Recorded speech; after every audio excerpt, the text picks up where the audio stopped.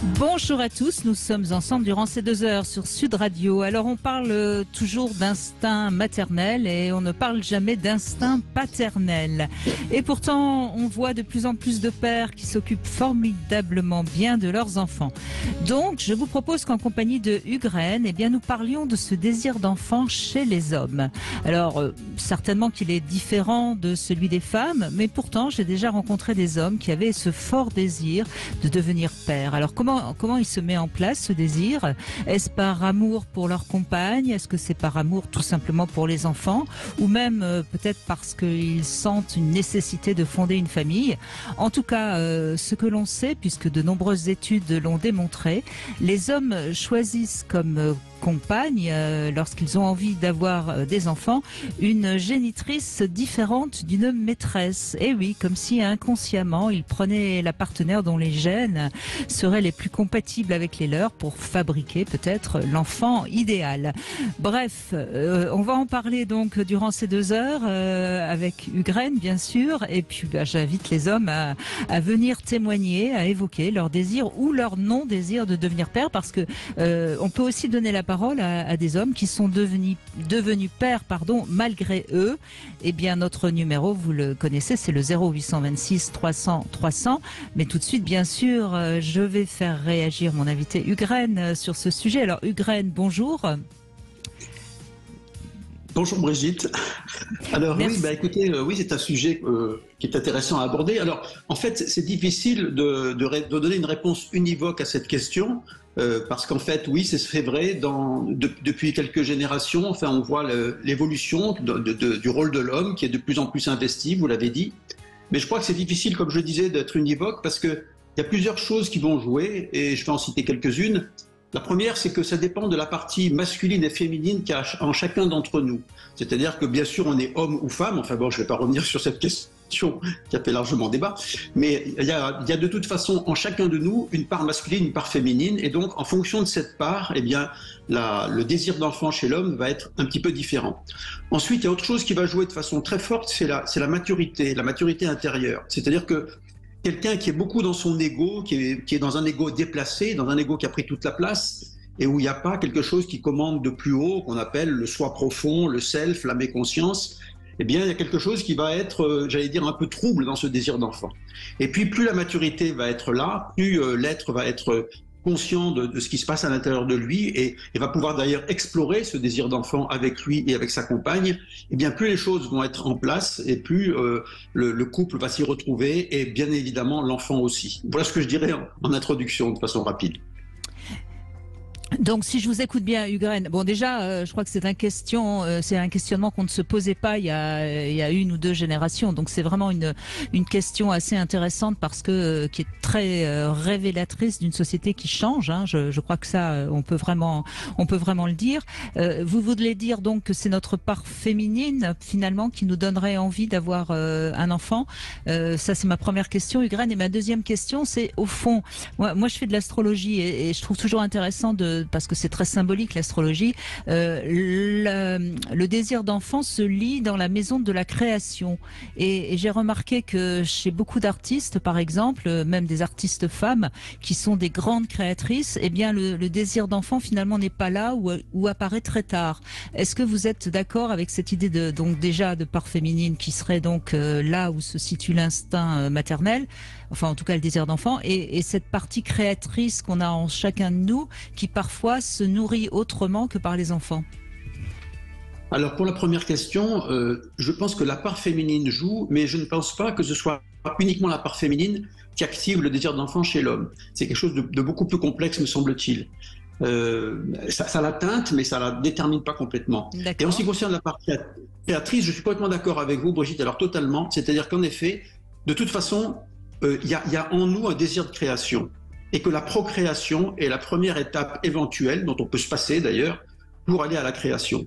C'est-à-dire que même quand on a eu des enfants et qu'on a créé le mieux possible, qu'on a vraiment éduqué, non pas en fonction de ce qu'on voulait, mais en fonction de ce qu'ils sont, ce qui n'est pas toujours évident de nos jours, hein, où l'humain est devenu très capricieux, eh bien, il y a quelque chose qui, de toute façon, au moment où ils s'en vont, où ils vont vivre leur vie, aurait besoin de passer à la création. sur cette base-là. Et donc, on peut très bien, en effet, sauter une étape. Moi, j'appelais ça en infertilité les premiers de la classe, c'est-à-dire ils sautent l'étape de la procréation et ils passent directement à la création. Et j'ai vu de nombreuses femmes faire ça. Donc, c'est pas du tout une idée uniquement théorique, c'est vraiment quelque chose de concret. Oui, je rappelle que vous avez beaucoup travaillé justement sur les traitements de l'infertilité et vous avez énormément consulté des gens qui n'arrivaient pas à avoir d'enfants. D'ailleurs, on peut leur donner la parole aujourd'hui, tout particulièrement si c'est leur cas, au 0826 300 300.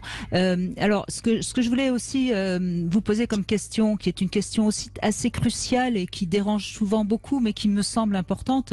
Est-ce qu'au fond, on a un désir d'enfant parce qu'on a envie de procréer quelque chose, ou est-ce qu'on a un désir d'enfant parce qu'on est tombé amoureux de quelqu'un et qu'on a envie de créer un être qui serait la rencontre justement de nos gènes? Parce que vous avez entendu dans l'introduction ce dont je parlais, cette fameuse enquête qui avait été faite aux États-Unis sur des couples qui se rencontrent sans désir d'enfant, et au moment où ils désirent un enfant, le couple ne fonctionne plus, ils se séparent pour rencontrer quelqu'un d'autre. Oui, alors je pense que le désir de créer est présent, ça c'est certain, et que en effet, je peux comprendre. Je ne connaissais pas cette donnée, hein, qu'en fait aux États-Unis il y avait donc c'est une enquête qui a été faite sur un grand nombre de personnes, hein, bien sûr. Oui, alors après, il faudrait étudier cette enquête pour voir s'il y a des conditions sociologiques, des conditions particulières, ou pourquoi, mais pourquoi pas, j'ai absolument rien contre cette idée. Hein. Et après, au niveau des gènes, transmettre ces gènes, bah oui, alors ça, si vous voulez, d'abord, c'est quelque chose qui est hérité de toutes les civilisations précédentes. L'idée de faire un enfant, eh bien, c'est un peu inscrit dans notre société, et donc c'est assez naturel de le faire, on va dire. Même si c'est facultatif, on peut ne pas avoir d'enfant, etc. Mais dans le parcours normal d'une vie, c'est inscrit dans le subconscient de nos sociétés, et donc dans l'homme et dans l'humain. Après, au niveau des gènes, en effet, vouloir à tout prix transmettre ces gènes, il y a quelque chose qui est en même temps compréhensible et en même temps qu'on peut réfléchir. C'est-à-dire, est-ce qu'on est obligé d'aimer un enfant, ou est-ce on va plus aimer un enfant parce qu'il est fait avec nos gènes, ou parce qu'il n'est pas fait avec nos gènes et qu'il est soit adopté, soit pris en charge, etc. C'est une vraie question. Et moi, j'ai une réponse personnelle, puisque je l'ai déjà témoigné. Moi, j'ai été éduqué, j'ai été élevé, j'ai été aimé, je vais plutôt dire aimé, par une femme dont je ne suis pas issu physiquement, et pour moi, il n'y a aucun doute que c'est ma mère aussi. J'ai deux mères, en fait. Et donc, pour moi, il n'y a absolument rien qui a, au contraire, même, elle a eu un amour tellement puissant que quelquefois, je me dis que ceux qui l'ont fait avec leur gène n'ont pas toujours cet amour aussi puissant. Donc, je crois que tout ça, c'est à moduler, c'est-à-dire que je ne suis pas en train de donner des règles, je suis en train de dire il faut moduler tout ça, parce que c'est très subtil, et tout ça, ça s'organise dans l'humain pour arriver à un résultat qui est finalement cet enfant qui arrive, et qui va être considéré, je m'excuse du terme, mais c'est hélas un petit peu ça, soit comme un produit de consommation courante, soit comme une création qu'il faut accompagner pour qu'elle se révèle. Mmh. Alors, ce qui est intéressant, justement, en ce 21e siècle, c'est que, enfin, en tout cas dans les pays occidentaux, c'est que comment dirais-je, la nécessité de fonder une famille, de se reproduire et de créer des enfants, ça commence à se discuter. Il y a encore évidemment toute une partie très conservatrice qui est dans cette philosophie-là, hein, puisqu'en fait c'est plus une philosophie qu'une réalité. Et puis il y a notamment, par exemple, certains courants écologistes qui consistent à dire finalement faire des enfants, c'est aussi ne pas être très écologique. Donc tout ça c'est assez nouveau, mais en même temps je trouve que c'est pas tellement perçu par chacun d'entre nous. Ça reste des questions comme ça très très larges, et ça nécessiterait peut-être ce qu'on va essayer de faire ensemble, une vraie prise de conscience, non? Oui, tout à fait. Je pense que c'est très intéressant, justement, cette chose qui est en train d'arriver, ce questionnement que se posent les jeunes sur est-ce que mettre un enfant au monde dans cette société, dans ce monde tel qu'il est, ça vaut le coup, etc. Et c'est de toute façon l'intérêt immense que j'y vois, c'est que ça oblige à se poser la question, et que je disais ça tout à l'heure, dans nos sociétés, jusqu'à il n'y a pas si longtemps, on faisait un enfant un peu sans trop réfléchir, comme quelque chose qui est un parcours normal. Et on a bien vu que finalement, tout un temps ça a marché, mais là ça marchait plus depuis un bon moment. Et donc ça veut dire qu'il faut bien se poser la question de ce désir d'enfant, il faut bien se poser la question j'en veux, pourquoi, etc., etc. Et puis comme vous le disiez, il y a toujours cette chose derrière, c'est qu'il y a la capacité de création qui est de toute façon en attente derrière ça. Et là, l'autre question aussi qui va avec, c'est est-ce que finalement nous sommes assez nombreux sur Terre ou est-ce que ça manque d'humains, il faut en faire, ou est-ce qu'il faut s'occuper de ceux qui sont déjà là? Et je crois que la réponse elle peut paraître assez évidente, me semble-t-il. En tout cas, la réponse, c'est aussi à vous de la donner sur Sud Radio au 0826 300 300. On retrouve Lionel dans un instant. Et puis évidemment, je pense qu'on va avoir beaucoup d'hommes qui vont témoigner aujourd'hui. Mais les femmes ne sont pas exclues, évidemment. C'est en compagnie de Hugues Rennes, spécialiste des traitements de l'infertilité, qui s'est beaucoup penché justement sur ce désir d'enfant, que vous pouvez d'ailleurs retrouver sur son blog huguesrennes.com, qu'on va parler du désir d'être père, et notamment avec Lionel. Bonjour Lionel, merci d'être avec nous. Oui, bonjour. Merci. Oui, bonjour Brigitte, bonjour Hugues. Bonjour. C'est incroyable parce que ce sujet-là, je ne l'ai jamais abordé depuis 22 ans que je fais cette émission. Comme quoi, c'était pas tellement dans l'air du temps. Les femmes, vous faites toujours passer les femmes en avant, c'est pour ça. Ouais, bah oui. Ça c'est pas vrai. Ça c'est pas vrai, Lionel. Non, c'est pas vrai. Je confirme que c'est pas vrai. Ouais. Et ben, dans tous les cas, moi, je fais partie des hommes qui voulaient des enfants. Ouais. Évidemment, moi, je les ai eus assez jeunes. Parce que j'ai eu ma première fille, j'avais 23 ans. Mon épouse était un peu plus âgée, elle avait 7 ans de plus que moi. Donc, c'est vrai que 23 ans, vous êtes encore un chien fou, quoi. Mais vous aviez envie d'enfants avant de rencontrer votre épouse, c'est-à-dire que adolescent déjà, vous vous disiez, moi, je veux des enfants. Ah non. Enfin, oui, dans un absolu, oui, parce que vous avez toujours l'idéal de une maison, une famille, enfin voilà quoi, le truc complètement bateau et standard. Mais oui, vous avez quand même toujours ça en tête. Ce qu'il y a, c'est qu'à 23 ans, vous pensez pas spécialement à ça, mais parallèlement, quand vous rencontrez quelqu'un avec qui ça match, et je partage complètement ce que vous avez dit tout à l'heure, qu'un homme choisit une femme différente d'une maîtresse, parce que c'est vraiment ce qui m'est arrivé. C'est-à-dire que moi j'ai toujours été attiré par les filles complètement frappadingues et délurées, et j'ai toujours eu ce type de femme avec moi, et par contre j'ai pas du tout pris ce type de femme pour être mon épouse et la mère de mes enfants, pas du tout. C'est très raisonnable. Vous avez vu?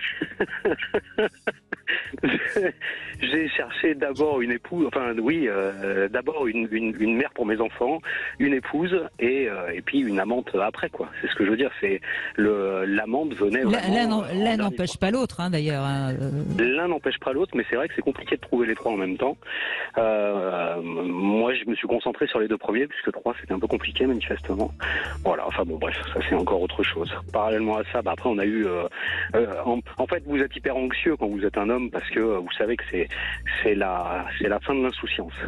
Vous savez qu'à partir de ce moment-là, si vous raisonnez un peu, vous savez que les responsabilités arrivent, vous savez que il faut plus déconner en fait. On est obligé de se modérer, on peut plus partir dans tous les sens comme tous les jeunes hommes entre guillemets qui sont des chiens fous ont envie de faire. Et c'est vrai que c'est un peu cette fin d'insouciance qui est un peu problématique à gérer.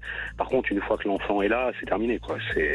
Vous savez exactement pourquoi est-ce que vous avez voulu un enfant en fait à ce moment-là. Voilà.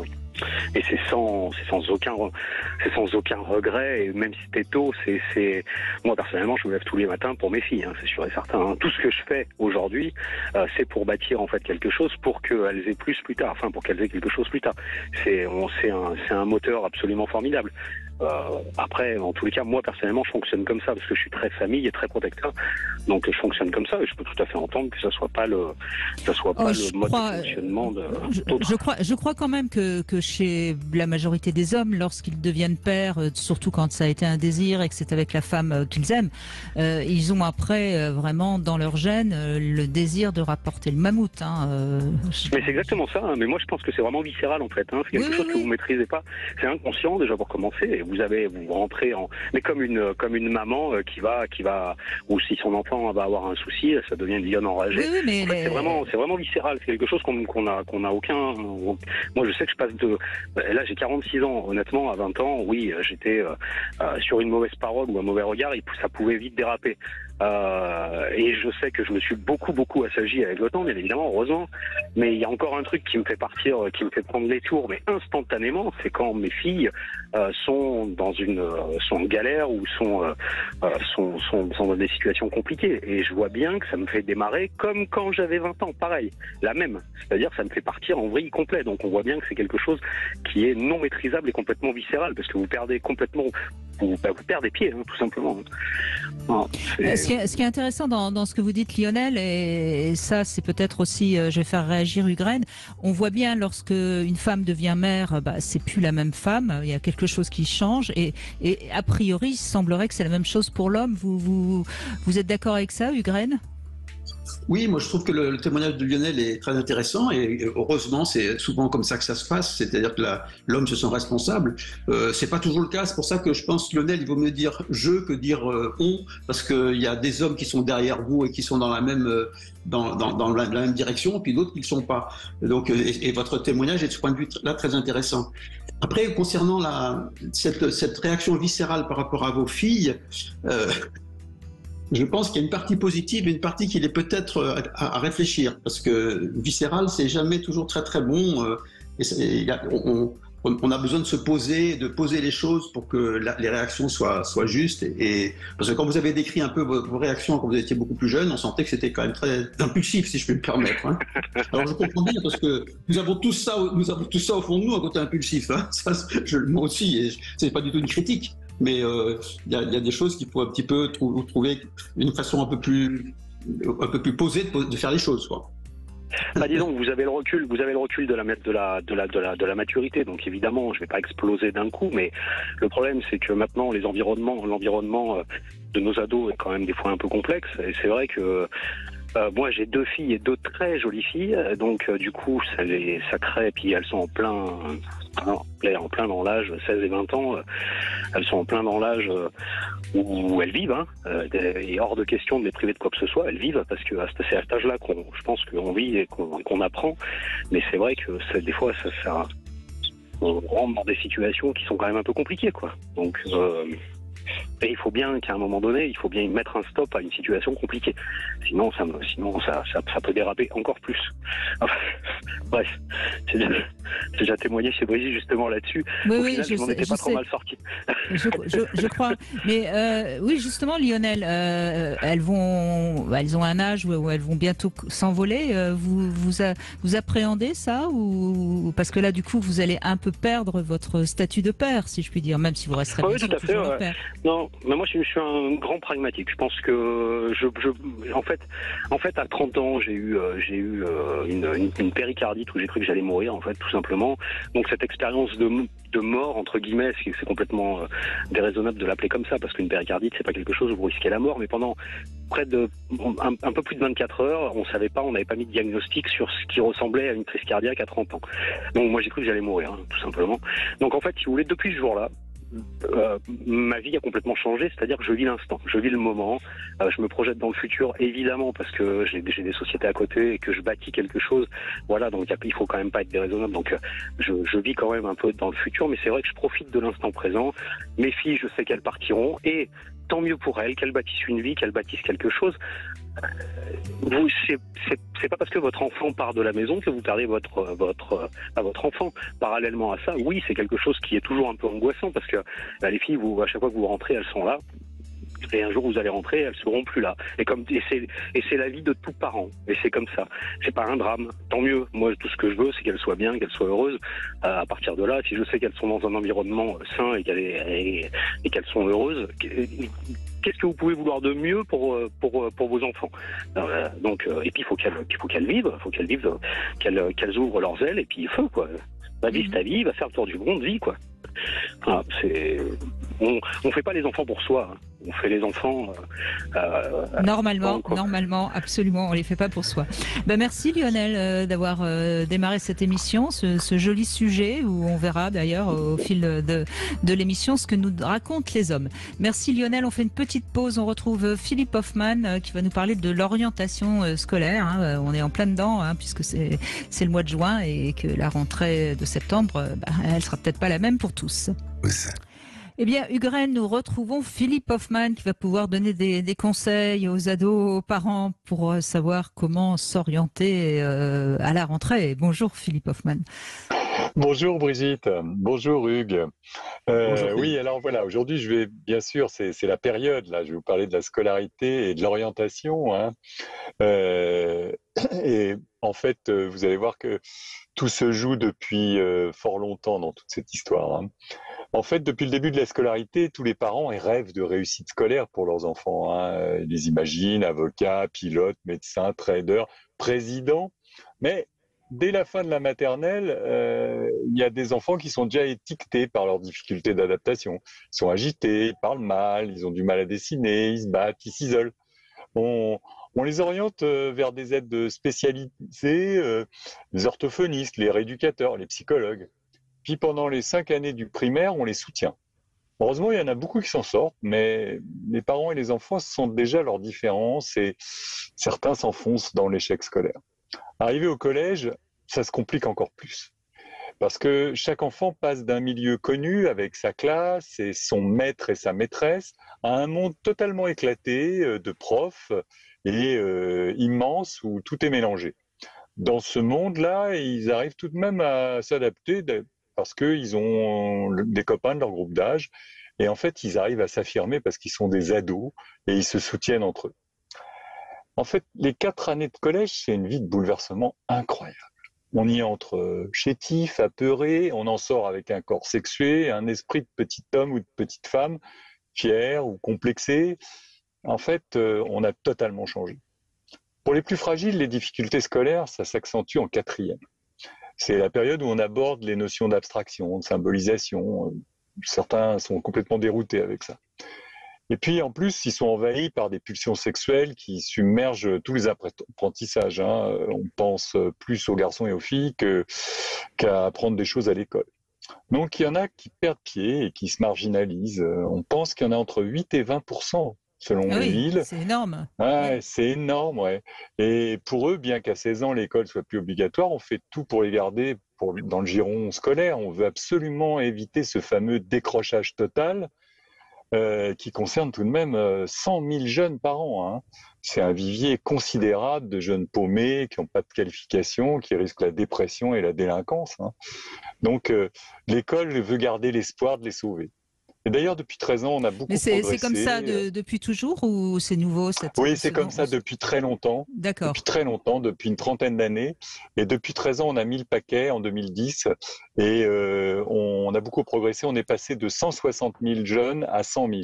C'est 100 000 de trop, mais c'est quand même, on a beaucoup progressé. Pour une fois qu'on a une bonne nouvelle. Ouais. Ouais, il y a eu, on a mis les moyens. Pour tous les autres, l'orientation de 3e, c'est décidé par les profs. Et il y a toujours une crainte de l'orientation, vous savez, en lycée professionnel, qui reste puissante. On voit toujours ça comme une voie de garage. Alors les parents, souvent, ils refusent ça, ils croient naïvement au déclic magique de leur grand bébé quand il ira en seconde générale. Mais les jeunes, ils sont pas dupes. S'ils ont été mal depuis des années, ils savent que c'est joué et qu'il va falloir choisir. Et c'est un choix terrible. Donc, ils sont un peu paumés, inquiets, et ils ont aucune idée de leur avenir. Pourtant, c'est à eux qu'on demande de choisir une voie professionnelle, alors que pour les lycéens qui auront 3 ans de plus, on demande la même chose, mais ils sont complètement paumés devant les possibilités infinies de Parcoursup. Donc il y a vraiment des choses qui sont difficiles, des orientations par défaut ou par pression familiale. Ça explique beaucoup la passivité et le manque de motivation d'un grand nombre d'élèves et d'étudiants. Pour beaucoup, il va falloir d'ailleurs des années de tentatives ratées, d'études pour trouver sa voie. Et contrairement à une idée reçue, les bacs pro, les alternances, ils s'en sortent beaucoup mieux à 20 ans que les étudiants éternels. parce Ben oui. qu'ils peuvent prouver leur capacité, ils maîtrisent mieux la réalité. Mhm. Et la grande majorité des autres étudiants, ils se suffiront de leur statut d'étudiant festif en évitant le grand saut vers la dure réalité du travail. Mais ne désespérons pas, un jour plus mûrs, ils découvriront enfin leur voie. Oui, oui, c'est intéressant. Hein. Moi, je pensais pas qu'il y avait d'abord autant d'enfants enfin d'ados. Décrocheurs.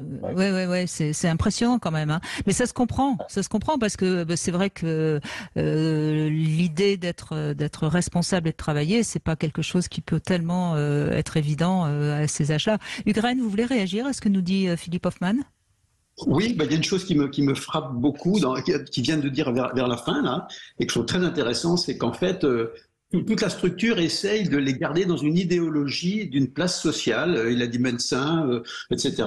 Et donc, on ne s'occupe pas de savoir finalement l'enfant pourquoi il est fait, mais finalement pour voir s'il correspond bien à une société où il faut bien consommer et puis bien travailler. Et enfin, ça, c'est moi qui l'a dit, c'est pas lui qui l'a dit, mais je peux le dire. Donc, c'est ça qui me frappe, c'est cette idéologie sociale, quoi, Oui, oui, dans laquelle on essaie de Ouais. faire rentrer tous ces jeunes. Et alors, c'est pour ça que ça ne peut pas faire autrement qu'échouer, quoi. Et est-ce qu'on revient pas quand même à des métiers manuels? Il me semble que c'est moins mal vu d'être dans un métier manuel qui a 20 ans, non, Philippe Hoffman? Oui, alors ça progresse là aussi énormément, mais il y a toujours la difficulté, vous savez, de trouver des employeurs en alternance. C'est très très Ouais, ouais. compliqué. Et en fait, rien ne vaut l'alternance. Parce que l'alternance, c'est aussi se confronter à la réalité du travail et au fait qu'on ne fait pas toujours ce qu'on veut, comme on veut, quand on veut. Et ça permet un peu d'avoir un peu plus les pieds sur terre. Et c'est très difficile de trouver des maîtres d'apprentissage pour différentes raisons, pour des raisons de temps, d'opportunité, puis aussi de sécurité, parce que ils n'ont pas le droit de faire tout un tas de choses aux élèves. Donc c'est pas simple, mais c'est un grand combat. Il faut vraiment et effectivement tous ceux qui trouvent une voie professionnelle et qui s'y implantent, ils vont beaucoup mieux que les autres qui se cherchent parfois dans l'errance universitaire pendant des années et qui font des dépressions, comme on en a vu avec le Covid, et qui désespèrent de savoir véritablement vers quoi ils doivent aller. Oui, parce que finalement, il y a beaucoup d'universités qui ne débouchent pas sur beaucoup d'emplois. Donc, c'est des années perdues j'allais dire à glander, j'exagère un peu, mais il y a quelque chose de cet ordre-là. Oui, oui, c'est un statut un peu festif et c'est un statut d'étudiant aussi. On peut dire voilà, je suis étudiant, ça pose un peu, mais en même temps, ça débouche pas toujours. Bon, en même temps, c'est le rôle des universités de faire des apprentissages multiples, mais parfois c'est un peu trop et c'est un peu trop déconnecté de la réalité. Donc, faut pas s'étonner qu'il y a un certain nombre de mômes qui sont un peu passifs, dépendants de leurs parents, tout en affirmant qu'ils souhaitent être libres de leurs choix, de leurs décisions, et qu'ils font ce qu'ils veulent comme ils veulent. Bon, ça c'est un peu classique à l'adolescence et même à la grande adolescence. Mais c'est comme ça. Alors tout le monde y trouve son compte, autant les universités que les élèves. Et par contre, les parents, des fois, ils en ont un peu marre de payer pour tout ça. Et un jour ou l'autre, quand même, ça débouche sur quelque chose. Merci beaucoup, en tout cas, Philippe Hoffman, comme toujours, de nous éclairer sur cette période tellement complexe de l'adolescence. Merci beaucoup. On continue avec Tiffaine qui va répondre à 3 questions intimes. Bonjour Tiffaine. Bonjour Brigitte, bonjour Hugues. Alors, vous avez des enfants, Tiffaine?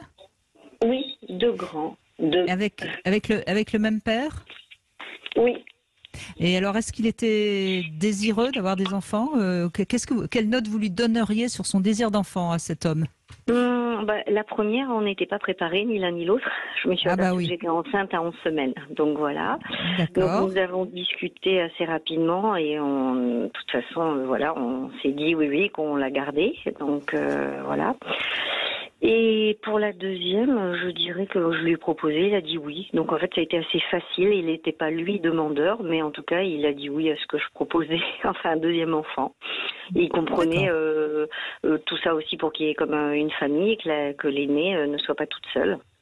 Donc ça a été facile et il a accepté du coup pour la première un peu dans l'urgence on va dire, et pour la deuxième que nous avons eu 4 ans après, on en a parlé tous les deux et il était d'accord.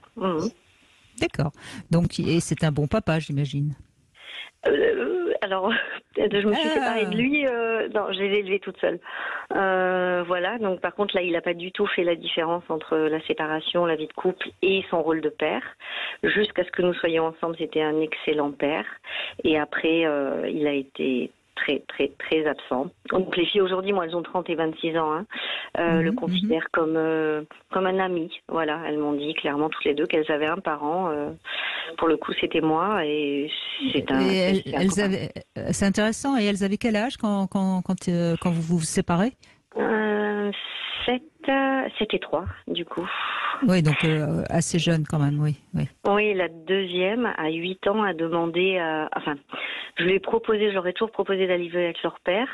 Et à 8-9 ans, donc la deuxième, qui n'avait pas de souvenirs, pour le coup, elle avait 3 ans, enfin c'était peu de souvenirs avec son père, et est allée vivre 6 mois avec eux. Alors eux, parce que lui, il s'est remis avec une personne.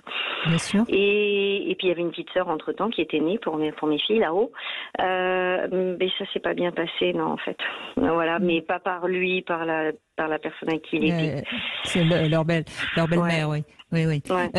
Hugues, c'est intéressant, là puisqu'on parle aujourd'hui du rôle du père et du désir d'être père. Bon, dans le témoignage de Tiffaine, je trouve que ce qui est intéressant, c'est que lorsque le couple fonctionne, c'est plutôt c'est un bon père. Et puis il y a séparation et quelque part l'homme prend des distances. C'est quelque chose qu'on constate quand même très souvent. Comment vous l'expliquez?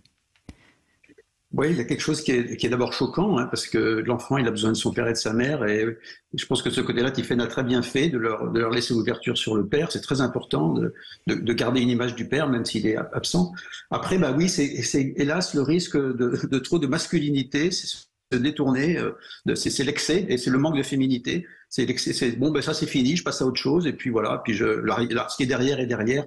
Et ça, c'est dommageable, et c'est dommageable pour tout le monde. C'est dommageable pour l'ancien couple, c'est dommageable pour la personnalité lui-même de cet homme, d'ailleurs, pour lui-même, c'est dommageable. Et puis pour la relation à ses filles, qui sont ses filles quand même. Donc oui, c'est un peu triste, ça. Bon, mais oui, allez-y, Tiffaine. Oui, parce que je pensais pas du tout que c'était justement. Je pensais que c'était un homme qui avait une part de féminité développée. Vous voyez, j'ai vraiment, moi, j'ai compris, d'après ce qu'on m'ont dit, les filles aussi. Il y a pas longtemps, elles m'ont dit, mais maman, je crois qu'il est toujours amoureux de toi. Et j'ai vraiment l'impression que c'est pas tant. Il comprend. Il a été blessé, vraiment... en fait. Ouais, voilà. C'est ça. C'est un peu ce que je crois. Vous voyez, Lionel tout à l'heure disait que je prenais jamais parti pour les hommes, mais je crois qu'il y a quelque chose. Il y a une sorte de blessure chez l'homme quand il est éloigné, si je puis dire, de ses enfants, et du coup il s'en détache comme si ça le ferait sinon souffrir de rester. Il y a peut-être quelque chose comme ça aussi qu'il faut. Alors ça n'excuse rien, encore une fois, parce que je pense que Hugues a raison. Les enfants ont besoin de leur père, mais je pense que c'est une protection qui se met et qui est un peu dommageable pour tout le monde. Bon, bref. Et alors on va vous poser une question un peu plus sexy, quand même, Tiffaine. Vous y attendiez quand même, n'est-ce pas? Quel serait pour vous le temps idéal du coït? Il y a longtemps que je n'ai pas posé celle-là de question. Wow, c'est pas. Vous me répondez en minutes ou en heures, mais c'est tout. Mais j'allais dire que je ramène pas ça une question de temps, alors je sais pas comment dire. Oui, ça peut être votre réponse. Alors c'est quoi alors? Ce serait une question de quoi? Alors de sensations, mais ça peut être très long et je dirais de sensations, de ressenti. Je sais pas si c'est cohérent. D'accord. Donc si c'est plus lent, ça peut être plus long, c'est ça que vous pourriez dire? Je sais pas, j'essaie de. Oui, c'est ça, oui. Je comprends tout, vous voyez. Vous arrivez à déchiffrer les Oui, parce que j'ai un peu d'expérience quand même. Bon, mais n'empêche que votre réponse elle est intéressante parce que il y a encore dans dans la tête des hommes le fait qu'il faut y aller et puis qu'il faut vraiment y aller et encore et plus vite. Et en fait, le slow sex, ça peut vraiment satisfaire les femmes parce que justement, il y a quelque chose comme ça un peu de l'ordre du tantra qui fait que à ce moment-là, on est dans la sensualité pure et ça peut durer plus longtemps. Allez, on aime la sensualité, ouais, les femmes. Bah oui. Allez, je vous laisse poser une question à Ugraine, Tiffaine. Oui, alors c'était une question par rapport à votre métier. Je voulais savoir quand vous... Pardon ? Par rapport à mes quoi ? J'ai pas compris. Votre métier. Oui. Oui, voilà. Je voulais savoir comment vous procédez pour ausculter les femmes tout en respectant, sans les bloquer, et sans qu'elles se sentent à l'aise et qu'elles n'aient pas mal en fait. Est-ce qu'il y a une technique particulière ? Est-ce que vous avez une technique particulière ? Intéressant.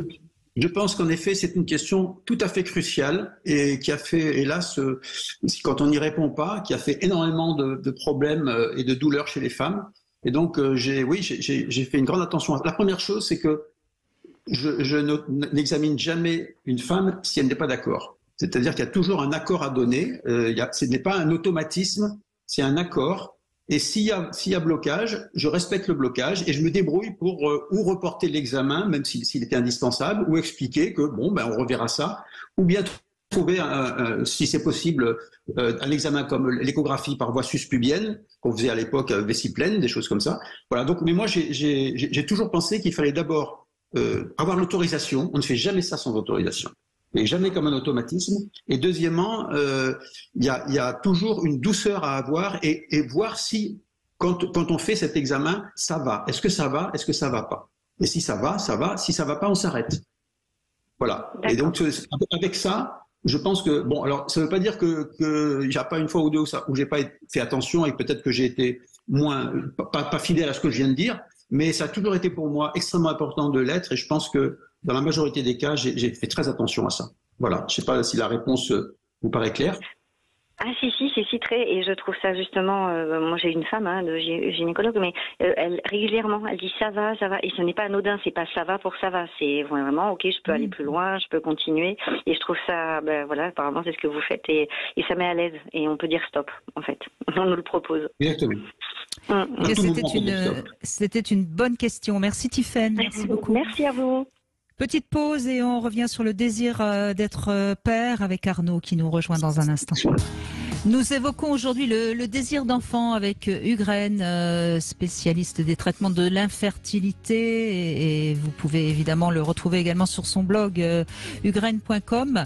On va donner la parole maintenant à Arnaud puisqu'on parle plus particulièrement du désir d'enfant chez les hommes. Bonjour Arnaud. Bonjour. Merci de témoigner.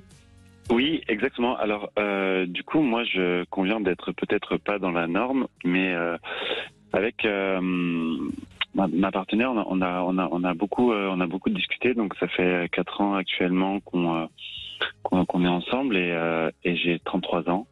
Ouais. J'ai grandi avec l'idée de répéter le schéma entre guillemets, je dirais standard, sans vraiment me poser de questions, mais pensant vraiment que ce serait quelque chose qui me remplirait de joie. Et je pense que vraiment avoir un bon contact avec les enfants et aimer les enfants de manière générale. Mais je dirais qu'un peu avant le Covid et pendant le Covid, j'ai beaucoup réfléchi et au final, je me demande si c'est quelque chose qui vraiment m'épanouirait et si c'est OK de perpétuer, entre guillemets, cette vie-là, entre guillemets, l'humanité, parce que au final, j'avais, entre guillemets, comme une forme d'incohérence sur le désir de l'environnement environnant, et je me demandais si c'était vraiment la meilleure idée, et au final, en déconstruisant un peu, en me questionnant, je me suis aperçu qu'au final, le fait de ne pas en avoir, me serait plus épanouissant, je pense. Oui, mais vous voyez, j'aime bien votre témoignage parce que ça montre quoi ? Ça montre que naturellement, vous étiez dans la logique, on forme une famille, on a des enfants. Enfin, je veux dire, vous étiez dans une logique sociétale Et c'est pendant la Covid, qui est quand même une période qui a fait réfléchir à beaucoup de gens, que vous avez réfléchi et qu'au fond vous vous êtes dit c'est peut-être pas mon désir le plus profond, peut-être que c'est pas, enfin voilà. Donc votre réflexion, elle a du sens pour vous. Après, il n'y a pas à juger si c'est bien, si c'est mal. Enfin, il me semble, non, Yves-Graine? Oui, moi je suis complètement d'accord avec ce témoignage d'Arnaud et puis ce que vous venez de dire, Brigitte. Je pense qu'en effet, ce que je trouve extrêmement intéressant, c'est ce que vous venez de dire, mais je le répète à ma façon, hein, c'est que le Covid l'oblige à se reculer et à ne plus réfléchir en fonction de l'injonction sociétale, mais de qu'est-ce qu'il y a au fond de lui. Donc c'est forcément juste. C'est-à-dire que autant l'injonction sociétale peut faire un décalage, on l'a vu tout à l'heure à propos des adolescents, hein, et les filières dans lesquelles on les met parce que la société demande ça, alors qu'on ne sait même pas si ça leur correspond. Et alors que là, Arnaud, il s'arrête et il se dit, mais moi, au fond de moi, en mon âme et conscience, je dirais, qu'est-ce que j'en pense? Et là, il a une réponse qui est, d'accord, il dit, je suis pas dans la norme. Mais si, vous êtes dans la vraie norme, c'est-à-dire la norme vis-à-vis de vous. Et c'est ça que je trouve essentiel. Et c'est ce que j'essayais de dire depuis le début, donc je vous remercie énormément, Arnaud, d'avoir témoigné, parce que ça aide à la compréhension de ce que j'essayais de dire. Avec plaisir, mais je me suis moi-même surpris, bien installé sur la chaise du discernement, que oui, même sur des croyances qui peuvent être profondes, on peut quand même arriver à les déconstruire. Et je pense qu'il est d'autant plus primordial quand il s'agit de la vie d'un être vivant de savoir si vraiment elle est bien remise en question. Et je pense que effectivement, en tout cas, moi, je me suis surpris à avoir ce questionnement-là, et je pense que oui, il est d'autant plus crucial de se poser cette question-là, jusque voilà dans ce qui pourrait être installé comme des évidences qui ne sont pas forcément finalement. Mais vous avez une compagne actuellement, si j'ai bien compris. Exactement. Exactement, oui, c'est ça. Et elle est dans la même réflexion que vous, parce que ça pourrait être ça le. C'est vrai, et pour ainsi dire, ça a été souvent des conversations que j'ai eues avec des femmes également, pour savoir aussi un peu elles ce qu'elles en pensaient, et je pense aussi qu'il y a un rapport à comment un intéressement pour ma part de la philosophie, et qui moi entre guillemets m'a facilité entre guillemets ma compréhension, mais je comprends bien que chez la femme, il y a plus de complexité, et entre guillemets, donc du coup j'en ai parlé avec ma compagne, et pour elle c'est ok, même si elle s'interroge quand même sur comment ça va vieillir, parce que voilà, une horloge interne qu'on connaît, etc. Elle se pose quand même la question, parce que je pense qu'il y a plus de pression, je dirais, que pour ma part. Pour l'instant c'est ok, mais voilà, on avance, et si jamais c'est un besoin, alors on en reparlera à ce moment-là, je pense. Bah, en tout cas, vous êtes ouvert, ça me bien semble. Sûr, bien sûr. Oui.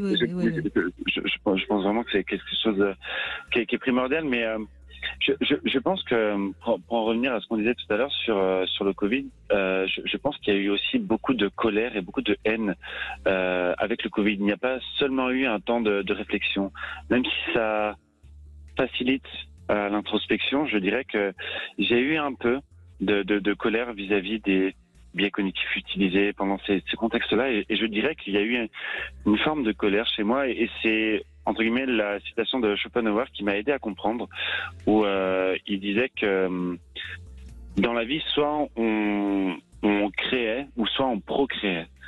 Et c'est là où je me suis dit, en fait, qu'il y a un peu ces deux visions, cette philosophie-là. Soit on crée l'environnement de nos futurs enfants, créer quelque chose de prospère, ou soit on procrée pour pouvoir laisser l'expérience à nos enfants, et je trouvais ça extrêmement pertinent.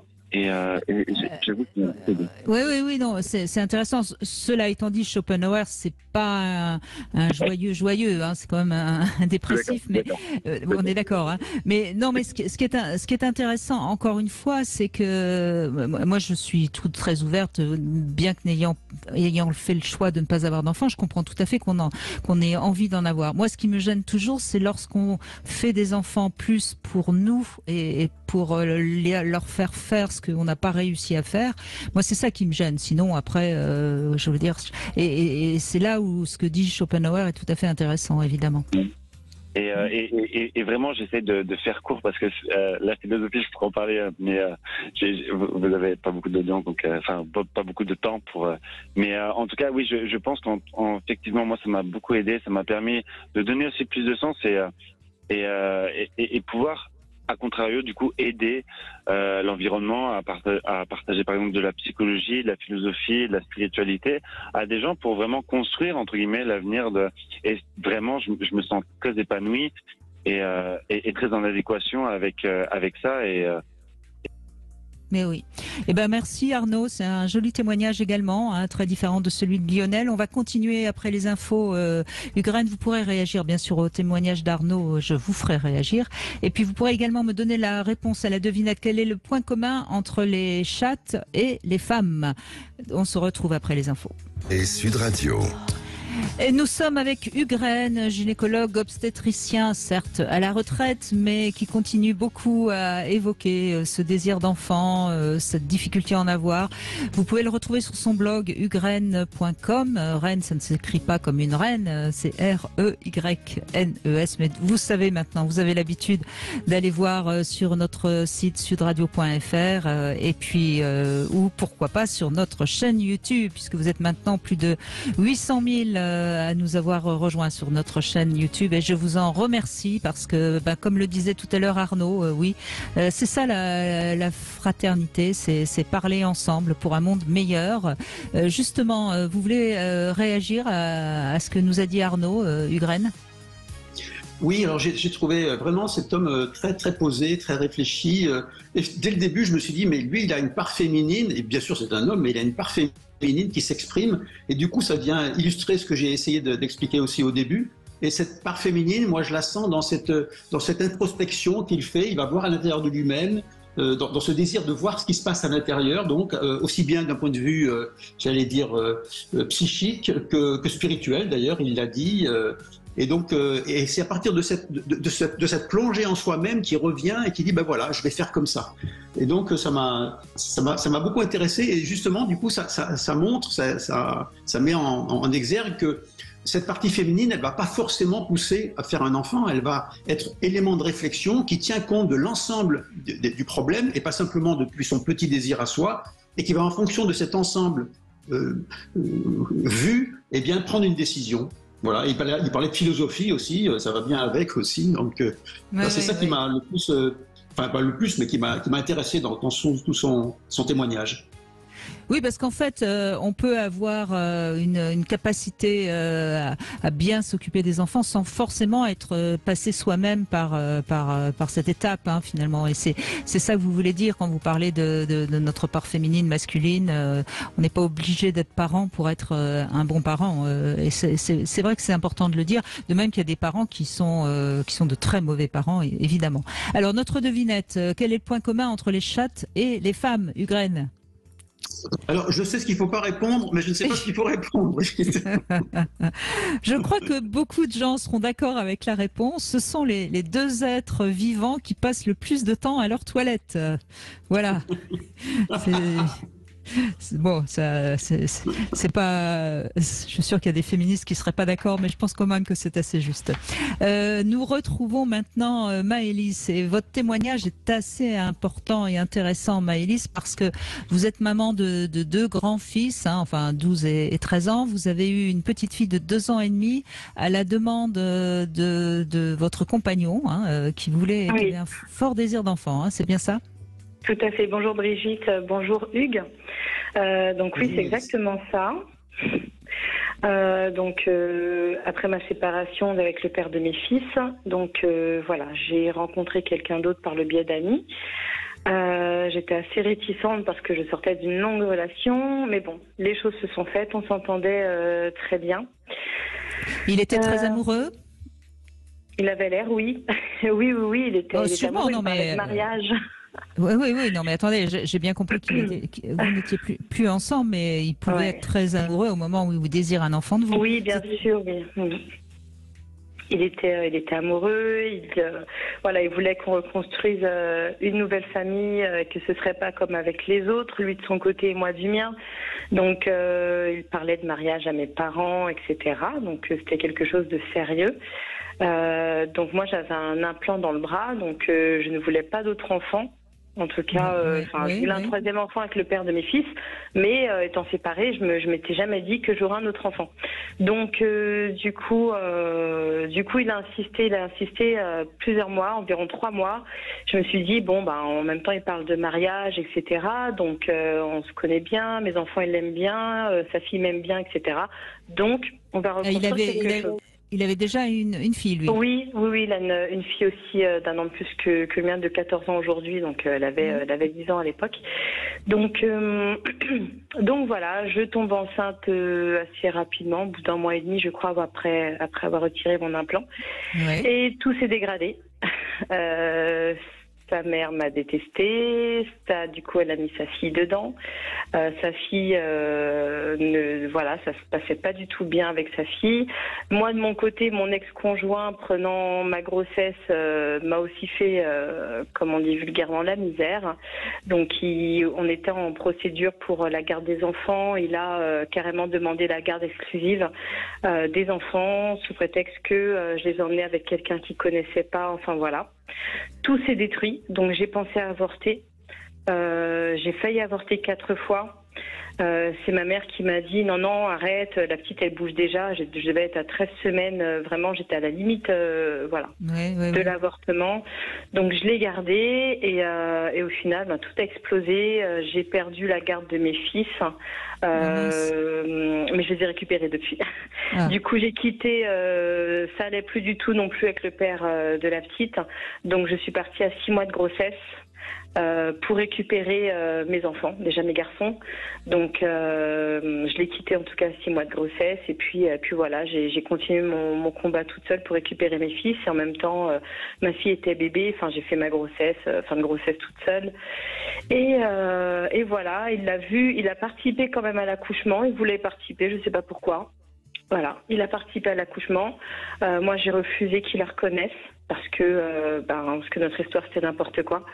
Donc voilà, je les laisse toute seule, elle porte mon nom et lui, il a fait pas trop partie de sa vie, même si j'ai envie qu'il en fasse partie. Oui, il est quand même le père, quoi qu'il en soit. Oui, mais lui, lui, il veut pas.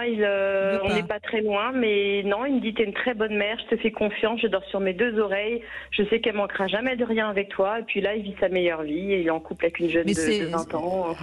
Alors, voilà. C'est quand même une histoire triste que vous nous racontez, mais ce qui est incroyable, c'est qu'est-ce qui explique, comment vous expliquez ce fort désir d'enfant et ce changement. Alors à la limite qu'il y ait eu des conflits à partir du moment où vous êtes enceinte, ça peut se comprendre, mais comment on peut, enfin je sais pas, c'est un changement radical Oui, radical, oui.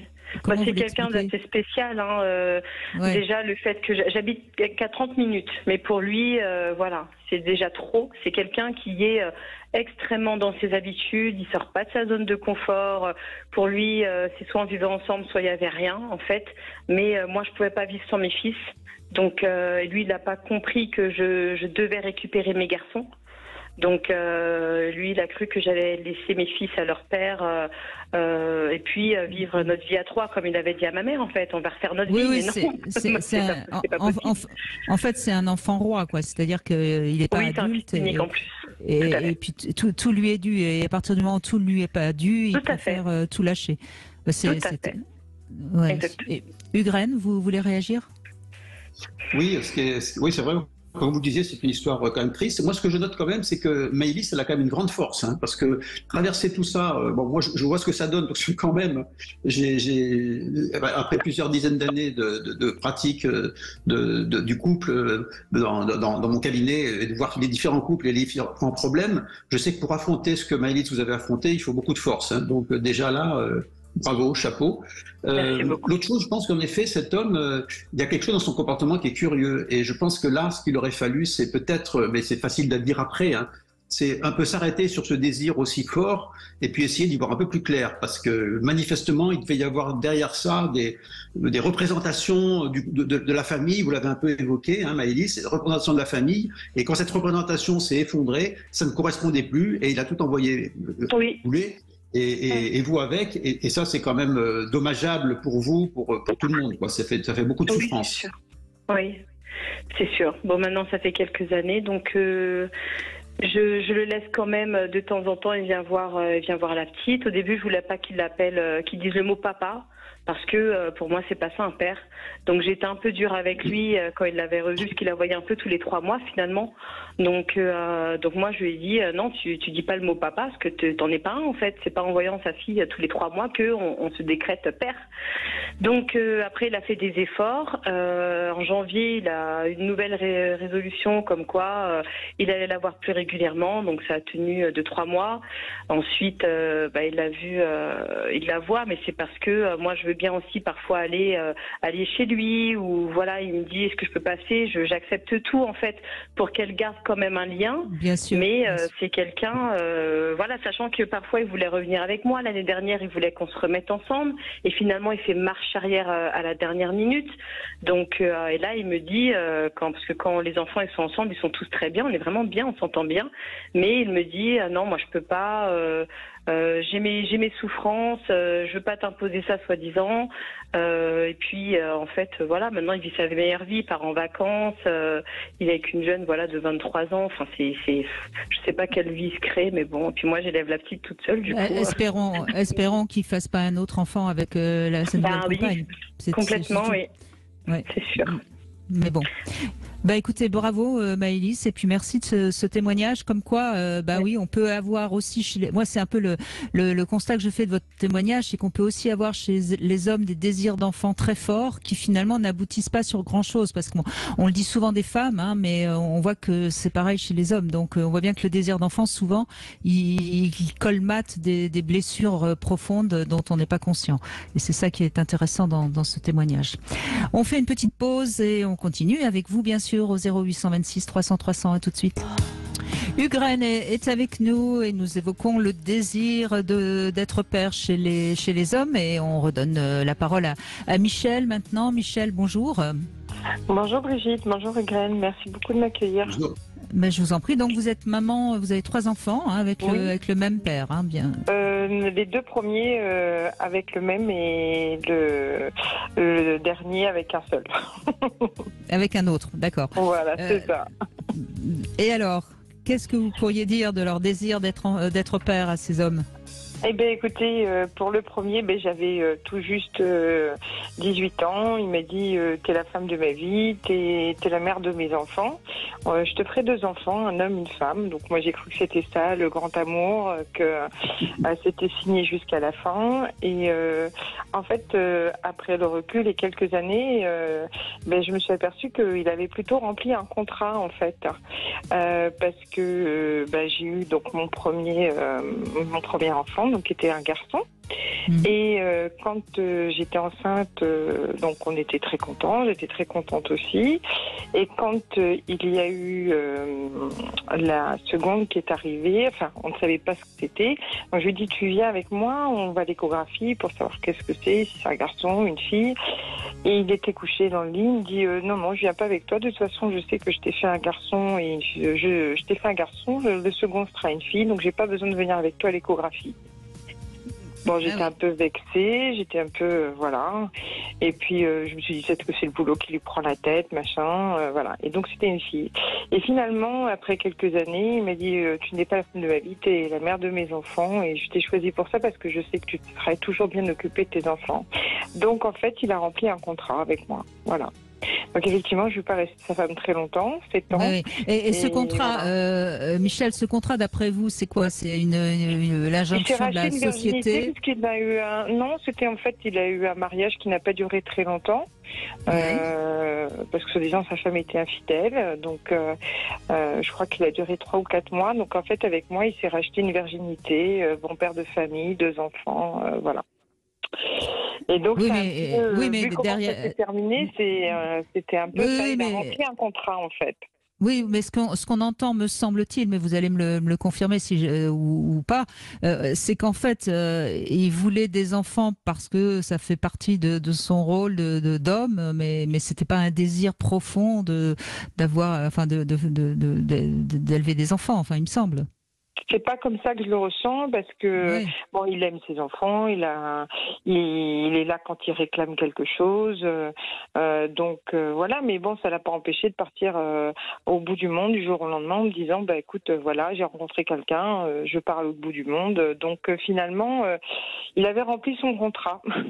C'est un peu comme ça que je l'ai ressenti. Ouais, exactement. Après, voilà, quand les enfants ont un problème, en plus, c'est pas lui qui vient voir, c'est moi généralement. Donc voilà. Donc il a rempli son contrat, il s'est marié, et puis il a eu 2 enfants. En fait, c'est un peu ça. C'était pas.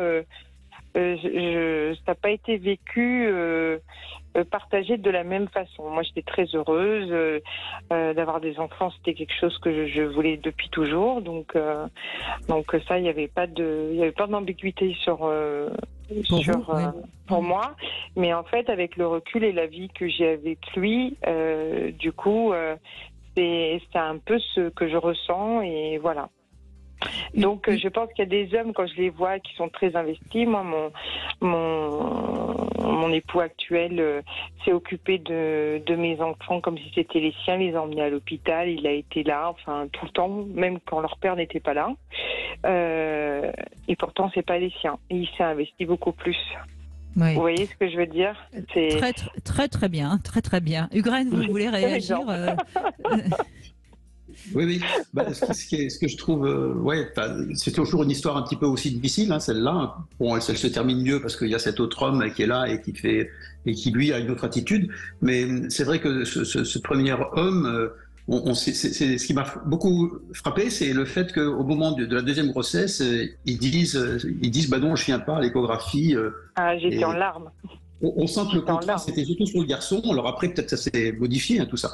Et c'est comme s'il avait une image de ce qu'il veut, mais qu'il ne confrontait pas son image à l'autre, et en le laissant libre donc ça va vers une manipulation quand même, inconsciente, hein, je lui fais cadeau de la conscience, mais il y a une espèce de manipulation. Vous avez absolument raison. On dit ce qu'on veut quand même. Enfin, vous avez absolument raison dans ce que vous dites en fait, parce que comme je vous dis, quand on s'est séparés, m'a bien dit, écoute, de toute façon, je savais que si je faisais des enfants avec toi, tu serais toujours là pour eux et que tu t'en occuperais bien. Donc voilà. En fait, j'ai été la mère de ses enfants, et ni son épouse, ni sa maîtresse, ni sa femme. J'ai été juste la mère de ses enfants.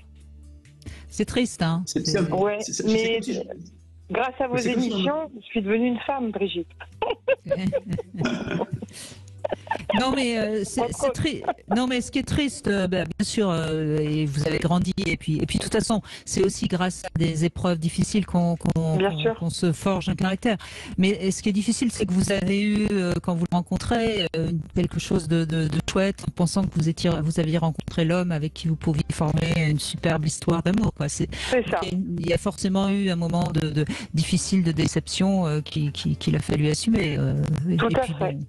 Vous avez quand même eu 2 enfants à 3 ans de différence d'âge, c'est du boulot, quoi. C'est du boulot, c'est ça, c'est du travail, mais il y en a encore, même quand ils sont adultes. Hein. Ça reste aussi encore des enfants. Donc voilà, mais c'est juste pour dire que moi, vraiment, je l'ai ressenti comme un contrat, en fait. Voilà. Ouais, mais son contrat. Vous voyez, moi, ce que je trouve intéressant, on a eu votre témoignage juste avant celui de Maëlys. Moi, s'il y a des jeunes femmes qui nous écoutent et qui ont des hommes qui ont un désir d'enfant, essayez de bien comprendre ce que ça cache, parce que c'est pas une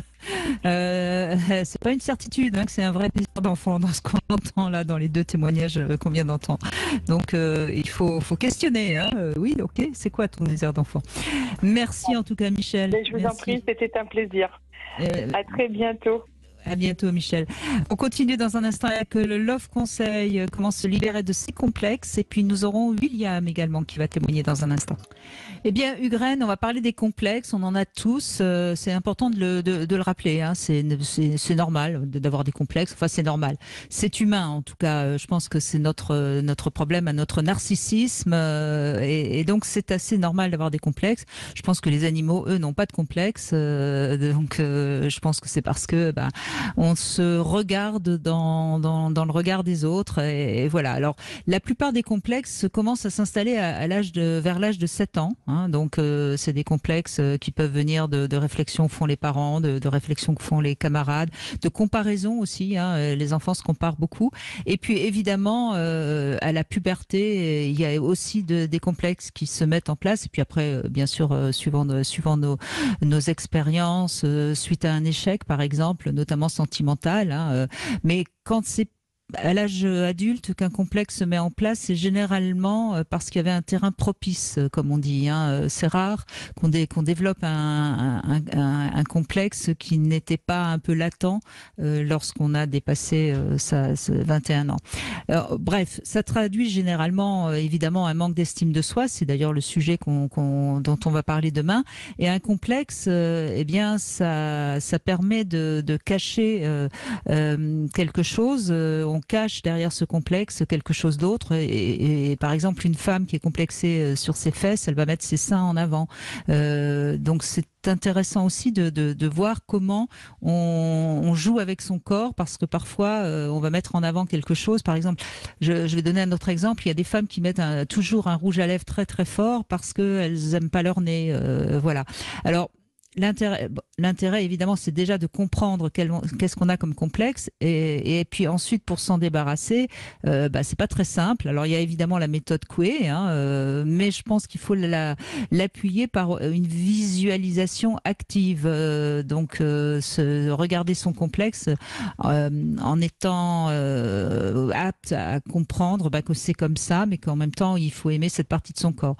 Autre méthode qui marche, c'est faire la liste de toutes les situations durant lesquelles vous êtes complexé et les mettre par ordre d'importance et commencer par agir par la plus simple, parce qu'on a parfois aussi des complexes qui sont pas forcément d'ordre physique, mais qui sont des complexes d'ordre comportemental.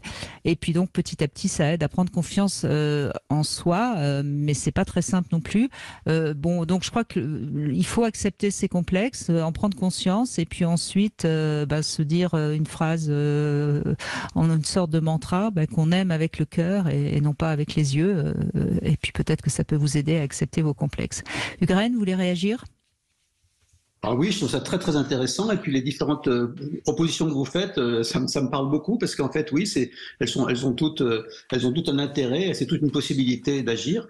En écoutant, je me disais aussi que quelquefois, mais c'est un travail beaucoup plus long, donc c'est vrai que du coup il est peut-être moins accessible, enfin plus long, plus exigeant, c'est aller voir l'origine. Vous en avez parlé, Brigitte, l'origine, le moment où on a mis ça en place, et comprendre qu'à cette époque-là, on a mis ça en place pour sauver un système, le système de notre être avec toutes ces diversités, pour sauver un système et son fonctionnement. Et que ce système est devenu obsolète et qu'on peut très bien continuer à être aimé avec ce que nous sommes vraiment. Mais ça demande un peu plus de perspicacité, même si c'est pas très long. C'est ce qu'on fait ici à l'Aube, donc je connais un petit peu aussi cette façon d'aborder les choses. Mais ce que vous avez dit, je trouve ça tout à fait abordable tout de suite par tout le monde. Oui, je crois que c'est vraiment important de dire qu'on peut arriver à, peut-être pas à s'en débarrasser, mais en tout cas à accepter quelque chose qui nous dérange chez nous. Mais pour ça, il faut un petit peu y travailler. Et je crois que ce qui est important, puisqu'on parle aujourd'hui du désir d'enfant, là aussi, il y aurait des choses à dire par rapport au complexe. Et pour l'instant, on donne la parole à William. Bonjour William. Bonjour Brigitte, bonjour à votre invité, Monsieur Hugues. Donc moi, mon témoignage par rapport à la thématique du jour, je peux pas parler d'un désir d'enfant. Je pense que c'était plus dans la volonté d'avoir une famille ou de répondre favorablement à la création d'une famille ou d'avoir un petit être. Voilà. J'aurais tendance à dire que si j'avais pas eu d'enfant pour X raisons, parce que la vie n'aurait pas pu le permettre, je pense que je suis père, mais si je n'avais pas été père, je pense pas que j'aurais eu une frustration. En tout cas, la vie, je n'ai pas vécu cette situation-là, mais voilà, c'est vrai que je peux pas parler d'un désir peut-être très profond ou une volonté farouche une absolue nécessité d'être père. Voilà. En tout cas, je le suis, mais je suis un papa épanoui. Je m'occupe beaucoup de mes garçons. Je suis même qualifié peut-être de papa protecteur ou de papa poule.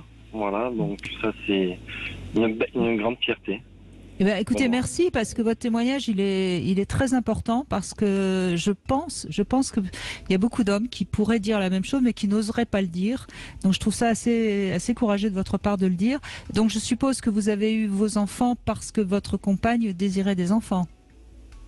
Oui, c'était plus sa volonté à elle, même presque ça pouvait tourner à l'obsession parce que pour notre aîné ça a été un petit combat assez long, ça n'a pas marché de suite. Et je me souviens quand moi j'ai tout quoi. On est rentré dans un processus où j'ai plus voulu m'inscrire parce que j'avais l'impression que ça. Je disais que ma philosophie c'était de dire ça viendra quand ça viendra et finalement c'est le fruit de l'amour. S'il y a quelque chose qui va arriver, ça arrivera. Et je m'en rappelle, c'est vrai que à un moment donné, entre guillemets, j'aurais dit que c'était presque une convocation en disant bon c'est maintenant, c'est à cette heure-ci et tout ça. Et moi j'ai dit non, je rentre plus parce que j'avais l'impression qu'on rentrait dans un système où Ah oui, vous deviez faire l'amour au moment où elle pouvait être enceinte, c'est ça? C'est ça, voilà. Et pour moi, ça me correspondait pas du tout non plus. Puis j'avais peur qu'elle psychote et que ça devienne obsessionnel et qu'elle rentre dans un schéma où on n'y arriverait pas. Et puis finalement, 3 ans après, Alexis est né. D'accord, donc il est né naturellement. Vous avez pas eu de... Oui, tout à fait, tout à fait. Non, pas du tout. Pas du tout. Peut-être qu'elle a lâché un petit peu. Ugraine, vous réagissez. Qu'est-ce que vous pouvez dire au témoignage de William? C'est chouette aussi d'entendre un homme qui témoigne de cette manière, je trouve. Oui, parce qu'il y a beaucoup de vérité dans ce qu'il dit, donc ça, je trouve ça super. D'abord, je voudrais juste faire une petite remarque sur les rapports sexuels sur commande. Ça, c'est quelque chose qui est très très mauvais pour la pérennité de la sexualité. Parce que la sexualité, elle fonctionne pas selon ces principes-là. Elle n'est pas, c'est pas un gadget, c'est pas un bouton. Et du coup, c'est vrai qu'il faut faire attention que ça dure pas trop longtemps quand un médecin vous dit il faut faire l'amour à tel moment. Faut faire attention à ça parce que ça peut perturber beaucoup le couple et la sexualité. Après, ce que je trouve très intéressant, c'est qu'en effet, il a fait le job avec ses enfants. C'est-à-dire qu'en même temps, lui il voulait une famille, si j'ai bien compris.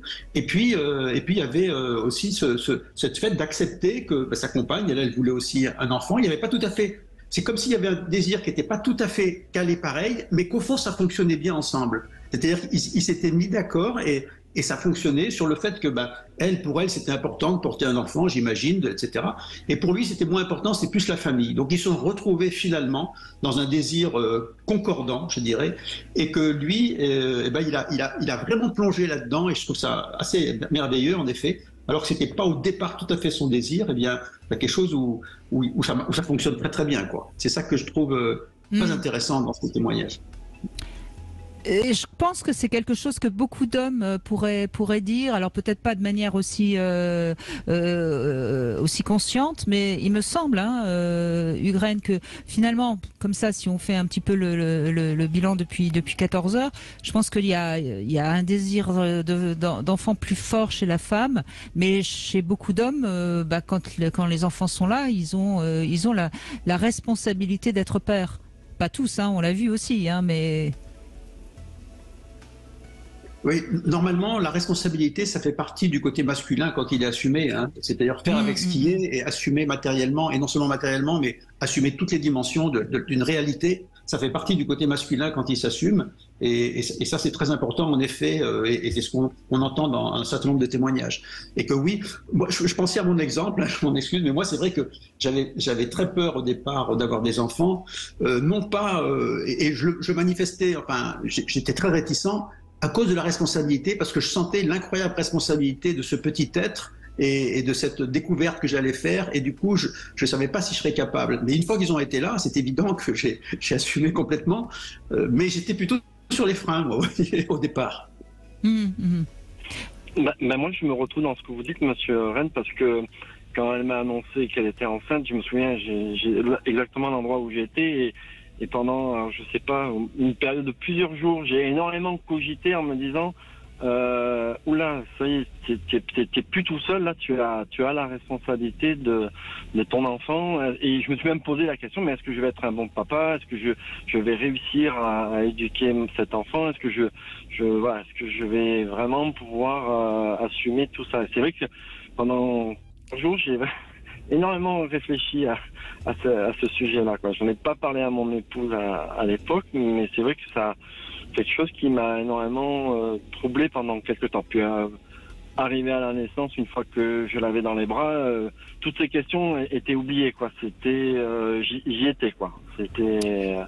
Oui. Et pardon, allez-y. Excusez-moi.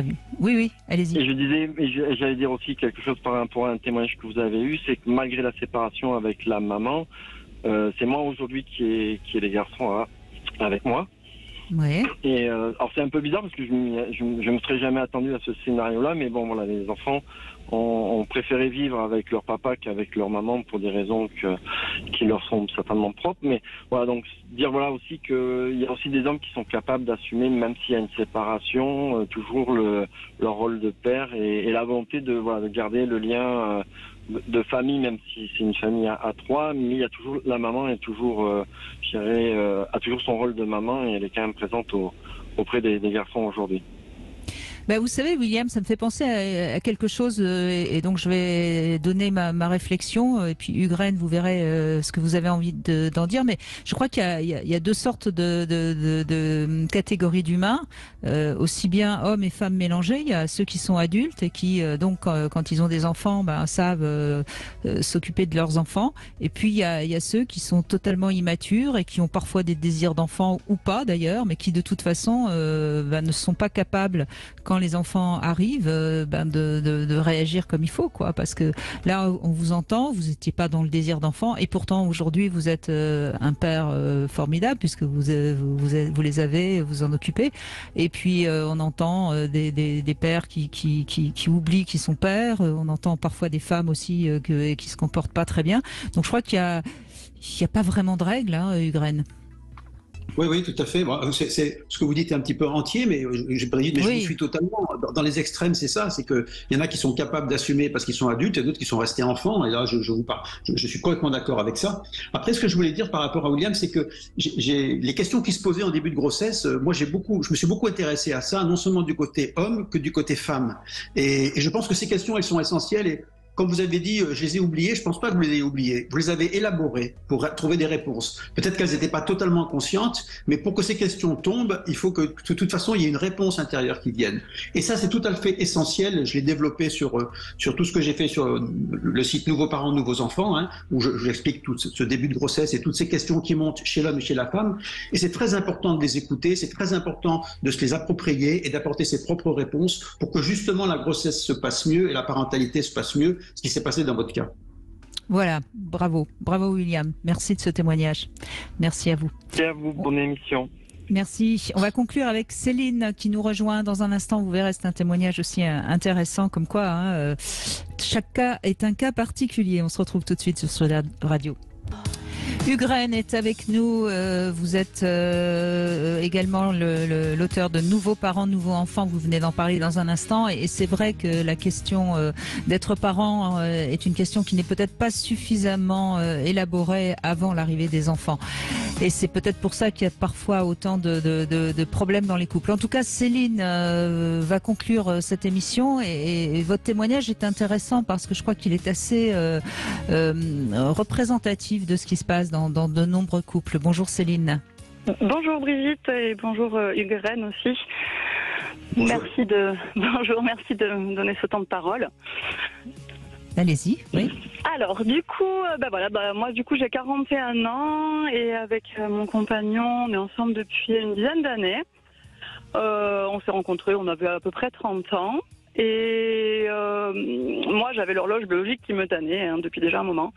J'avais toujours eu un désir d'enfant assez fort depuis l'adolescence et arrivé à la trentaine, effectivement, c'était incontrôlable. Bon, mon compagnon, lui, était plutôt, réticent à cette idée. Il avait toujours annoncé à sa famille qu'il voulait pas d'enfant. Alors, Il avait plusieurs raisons. Hein. Il y avait effectivement la question de l'écologie, voilà, le coût d'un être humain sur l'impact sur la planète, comment élever un enfant sans être vraiment sûr du futur qu'il aura. Bon, il y avait tous ces questionnements-là qui le rebutaient un petit peu, et aussi le fait que pour lui la vie n'était pas forcément facile. C'est un homme qui manque beaucoup de confiance en lui, et voilà, il avait, je pense, très très peur de se retrouver face à des vieux schémas qu'il a imposés à ses parents, à sa mère, etc. Donc voilà, il était parti du principe qu'il n'en aurait pas. D'accord. Et puis moi, l'horloge biologique taraudant, je le taraudais également. Hein, c'était plus fort que moi. Et puis finalement, au bout de 2 ans et demi, mine de rien, c'était quand même très rapidement finalement pour notre couple. Il a dit OK. Il a dit d'accord pour cette aventure. Même donc si il avait très peur. Par amour pour vous, donc, hein, on est bien d'accord. Sincèrement, je pense que c'était par amour pour moi, ouais, vraiment. Vraiment. Ouais. Peut-être aussi par peur de vous perdre, parce qu'il sentait bien qu'il n'avait pas trop le choix. Je ne sais pas. C'est possible aussi. Ouais, c'est vrai qu'on n'a jamais abordé la question de se dire qu'est-ce qui se serait passé si. Bon, avec des si, on peut mettre Paris en bouteille, mais voilà. Bon. Effectivement, il y avait certainement plein de choses qui faisaient que. Voilà, il a dit OK pour cette aventure. Et puis du coup, très rapidement, voilà, je suis tombée enceinte. Hein, notre aîné est arrivé. Voilà, notre couple avait à 3 ans d'existence à peine.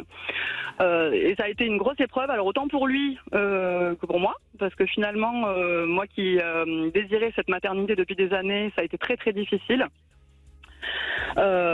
Et il a été très très soutenant, vraiment, et je le remercie encore aujourd'hui en lui disant que vraiment il assume pleinement son rôle de père, en fait, même si c'est, je le sais, il me le dit, extrêmement difficile pour lui, et qu'il prend sur lui en permanence.